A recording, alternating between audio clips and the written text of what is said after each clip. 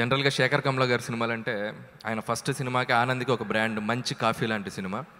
So ప్రతి cinema అటు screen మీద కానీ ఇటు టీవీలో కానీ ఎప్పుడు వచ్చినా మంచి కాఫీ తాగుతూ ఆయన సినిమాలు చూస్తే ఎంజాయ్ చేస్తూ ఉంటాం sir. Thanks a lot. Every movie మాకు అలాంటి మంచి మూవీస్ ఇస్తున్నారు. అలాగే ఈసారి శేఖర్ కమ్ల గారు రాజు గారు కాంబినేషన్ అనగానే ప్రత్యేకమైన ఇంట్రెస్ట్ ఉంటుంది అందరికీ. నేను ఫిదా ట్రైలర్స్ నిన్న మొన్న హర్షిత్ కట్ చేసి చూపించాడు నాకు. నేను రాజుగారితో పొద్దున కూడా అదే అన్నాను.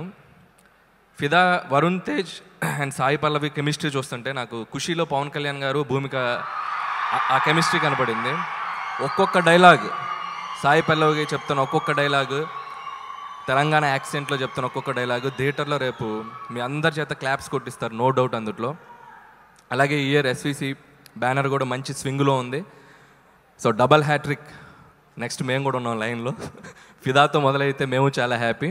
వన్స్ అగైన్ రాజు గారికి, శిరీష్ గారికి, టీమ్ మెంబర్స్ అందరికీ నా విషయం చెప్తున్నాను. All the best.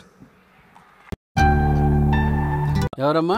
Michael, Madan, Kamaraju. ఏం చేస్తుంటావు?